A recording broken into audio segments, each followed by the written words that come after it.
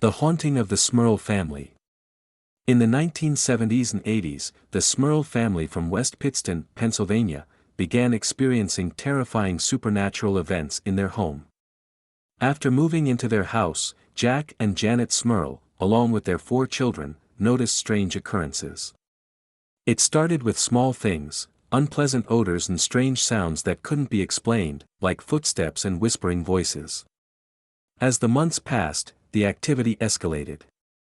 Apparitions appeared in the house, with shadowy figures moving through the rooms. One of the most disturbing aspects was the smell of rotting flesh that would suddenly fill the air, causing family members to become physically ill. The activity became so aggressive that both Jack and Janet reported being physically attacked by unseen forces.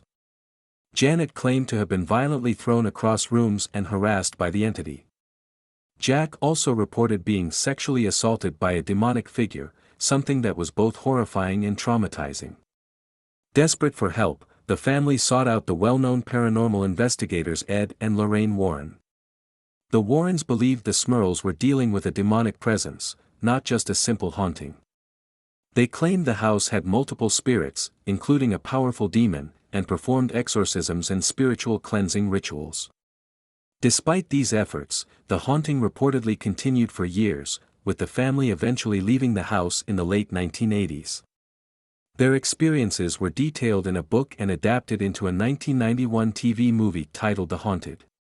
Though skeptics dismissed the claims as hysteria or a hoax, the Smurl family maintained that the haunting was very real, and to this day, many paranormal enthusiasts believe the case is one of the most disturbing examples of a demonic infestation in modern times. The Enfield Poltergeist.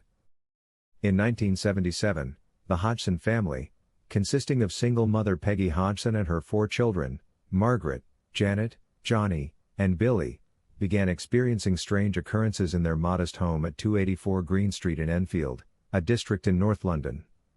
What began as small, seemingly innocuous disturbances would quickly escalate into one of the most famous and well-documented paranormal cases in history.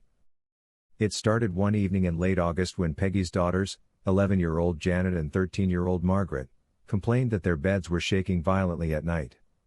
Peggy brushed it off, thinking it was just their imaginations running wild. However, the disturbances soon became too apparent to ignore. Loud knocking noises began to echo through the house, always coming from within the walls, as if someone was trapped inside, banging to get out. The strange thing was, no matter where they looked, they could never find the source. Then, things started moving on their own. Furniture would slide across the room, small objects like toys would fly through the air, and the atmosphere in the house became tense and unsettling. Peggy Hodgson, not knowing what to do, called the police. When the officers arrived, they, too, witnessed something inexplicable. A chair moved completely on its own, shifting several feet across the floor. Though the officers were sympathetic, they explained that there was nothing they could do to help. The case was out of their hands. As weeks passed, the disturbances grew worse. Janet, the younger daughter, seemed to become the focus of the strange activity. She would speak of feeling cold hands touching her in the night or of being woken up by unseen forces. At one point, witnesses reported seeing her levitate in her bedroom, her body floating several feet off the bed while her siblings screamed in terror. At times, Janet would enter trances where her voice, normally a high-pitched child's voice, would become deep and guttural, as if an old man were speaking through her. The voice identified itself as Bill, a former resident of the house who claimed to have died there. When questioned, the voice revealed details about the house and its history that the Hodgson family had no way of knowing. The situation became so terrifying that the family reached out to the press, hoping for help. That's when Maurice Grossa, a paranormal investigator from the Society for Psychical Research, SPR, and his colleague Guy Lyon Playfair, became involved in the case. Both men spent months documenting the bizarre events in the house, and they were convinced that the activity was not a hoax. They recorded numerous audio tapes of the mysterious voice and even filmed objects moving on their own. One of the most chilling aspects of the case was the voice of Bill Wilkins that would speak through Janet. Bill claimed that he had died in the house, suffering a brain hemorrhage while sitting in a chair downstairs. When investigators looked into the history of the house, they discovered that a man named Bill Wilkins had indeed lived and died there under circumstances similar to what the voice described. This startling revelation added credibility to the family's claims. However, skeptics pointed out that Janet could have learned this information through other means, although no one could explain the eerie voice that seemed impossible for a child to produce. Janet's voice was tested by doctors, who confirmed that the vocal cords of a child her age couldn't produce the tones and inflections heard during these episodes. As the activity escalated, the poltergeist became more violent. Janet and her siblings were subjected to physical attacks. Janet was thrown across the room multiple times, leaving her bruised and terrified. Heavy furniture like drawers and dressers would topple over without explanation, narrowly missing the children. One night, a curtain wrapped itself around Janet's neck as if trying to strangle her. The attacks became so frequent that Janet was rarely left alone, as her family feared for her life. Numerous witnesses, including neighbors, police officers, and investigators, all reported seeing objects move, hearing strange voices, and feeling an intense, oppressive atmosphere in the house. Some visitors to the home described feeling an overwhelming sense of dread, as though something malevolent was watching them. As news of the Enfield poltergeist spread, the house became a focal point for paranormal investigators, journalists, and even skeptics. While many believed the family's claims, others accused them of fabricating the entire story for attention. Some skeptics pointed out that Janet and her siblings were caught faking a few incidents, such as bending spoons or knocking on walls. Janet later admitted that on rare occasions, she and her siblings did try to add to the activity when nothing was happening, but she maintained that the majority of the events were genuine and beyond their control. The skeptics' accusations were troubling, but the sheer number of independent witnesses who experienced paranormal phenomena in the house made it difficult to dismiss the case entirely. The Hodgson family continued to live in the house, despite the ongoing terror. Eventually, the activity began to wane after about 18 months. The poltergeist seemed to lose its grip on Janet, and the disturbances gradually stopped. However, the family was left deeply traumatized by the experience, and the haunting left a lasting impact on all of them. Janet, in particular, struggled to move past the events. Even years later, she would say that she always felt as though something sinister had never truly left her, that the poltergeist had left its mark on her soul. The Enfield poltergeist case remains one of the most famous paranormal events in history, inspiring books, documentaries, and even a film, The Conjuring 2. While skeptics continue to question the validity of the case, those who lived through it, particularly the Hodgson family, are adamant that they were the victims of a terrifying supernatural force that tormented them for nearly 2 years. The Enfield poltergeist is a story that haunts the imaginations of those who hear it, not just because of the paranormal activity, but because of the trauma and fear it inflicted on an ordinary family. Whether you believe in the supernatural or not, the sheer number of witnesses and evidence makes this one of the most compelling and unsettling ghost stories of the modern era. The Sallie House, located in the small town of Atchison, Kansas, is one of the most infamous haunted houses in the United States.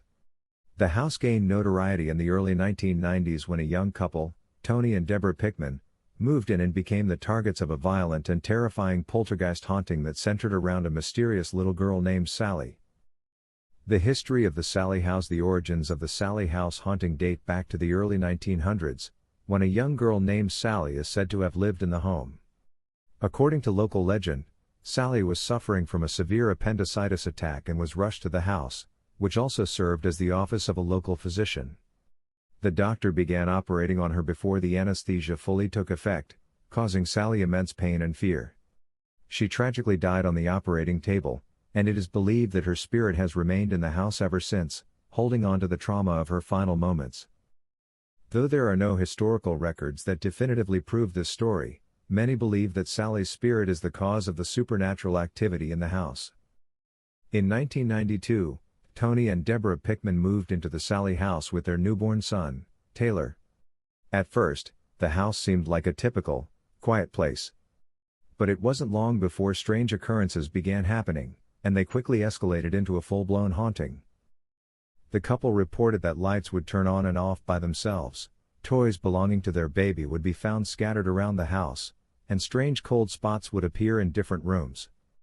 However, the most unsettling phenomenon was the appearance of drawings that would show up on paper and even on the walls, childlike scribbles that seemed to come out of nowhere.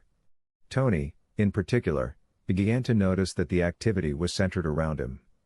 He would hear strange sounds at night, like footsteps walking through the house, and once saw the figure of a little girl standing at the foot of his bed. The figure disappeared as quickly as it appeared, leaving Tony unsure if he had seen a ghost or just imagined it. But what followed convinced him that something far more sinister was at work. The physical attacks. Soon after these sightings, Tony began experiencing physical attacks. He would wake up in the middle of the night with deep scratches on his body, marks that had appeared without explanation. At times, he felt as though he were being physically assaulted by an unseen force. Objects would fly across the room, often targeting Tony. Once, a large framed picture was ripped off the wall and thrown at him, narrowly missing his head. The attacks intensified, and Tony started having vivid nightmares of a little girl who would stand over him with a malicious grin, staring at him with anger and hatred. He would often wake up drenched in sweat, only to find more scratches and bruises on his body. One of the most disturbing incidents happened when Tony claimed that a fire suddenly started in the nursery, but it extinguished itself before it could spread. The couple had no explanation for how the fire began. While Tony bore the brunt of the physical attacks, Deborah began experiencing her own strange encounters. She noticed the strong scent of flowers in the house, which would come and go at random times. The temperature in certain areas would drop dramatically, and Deborah would often feel as though she were being watched. The most frequent manifestations occurred in the nursery, where they kept their baby. The room seemed to be a hotspot for paranormal activity. Crib mobiles would spin on their own, toys would be found outside the crib, and Deborah even saw ghostly apparitions of a little girl on several occasions. Unlike Tony's experiences, which were violent and malevolent, Deborah felt that these encounters were more playful, as if the spirit of Sally were trying to communicate with her. Despite these differences, both Tony and Deborah were certain that the house was haunted by something far beyond their understanding. They sought help from paranormal investigators and mediums in the hope of finding answers. Paranormal investigations. The Sally house drew the attention of many paranormal experts, including psychics and ghost hunters. During investigations, equipment would malfunction, batteries would drain inexplicably, and eerie voices were caught on tape during electronic voice phenomena, EVP, sessions. The voices seemed to belong to a child, leading many to believe that Sally was indeed trying to communicate with the living. One medium who visited the house claimed to sense not only the presence of the little girl but also something far darker, an entity that wasn't Sally. She suggested that the spirit of the girl was being manipulated or controlled by this dark presence, which could explain why Tony's experiences were so much more aggressive than Deborah's. The investigators captured several unexplained phenomena, including strange anomalies on film, objects moving on their own, and loud banging sounds that seemed to come from nowhere. During one investigation, Tony was scratched again, this time in front of witnesses, deepening the mystery surrounding the haunting. As the activity grew more dangerous, the Pickmans began to fear for their safety and that of their newborn son. The scratches on Tony's body were becoming more frequent and severe, and the couple was deeply disturbed by the constant feeling of being watched. They eventually made the difficult decision to leave the house after only living there for 2 years. Even after leaving the Sally house, Tony reported that he continued to experience nightmares and strange phenomena for years. He claimed that the entity had attached itself to him, following him from the house and occasionally making its presence known through terrifying dreams and physical marks on his body. Since the Pickmans' departure, the Sally house has remained a focal point for paranormal enthusiasts. The house is now open for public tours and investigations, and many visitors have reported feeling an oppressive atmosphere the moment they step inside. Some have claimed to see shadowy figures or feel cold spots, while others have experienced physical sensations like being touched or scratched. Psychics and paranormal investigators who have visited the house often describe it as a hotbed of paranormal activity, with multiple spirits inhabiting the property. While the legend of Sally remains at the forefront of the haunting, many believe that there is something far more sinister lurking within the walls of the Sally house. Despite its seemingly ordinary appearance, the Sally house stands as a reminder of how powerful and terrifying a haunting can be. For Tony and Deborah Pickman, It became a waking nightmare, one they narrowly escaped but never truly left behind. The haunting of the Sallie house remains a chilling example of how some locations can become entangled with forces beyond our understanding. Whether it was truly the spirit of a little girl or something darker that tormented the Pickman family, their experience left an indelible mark on the world of paranormal investigation and remains one of the most terrifying and well-documented hauntings to this day.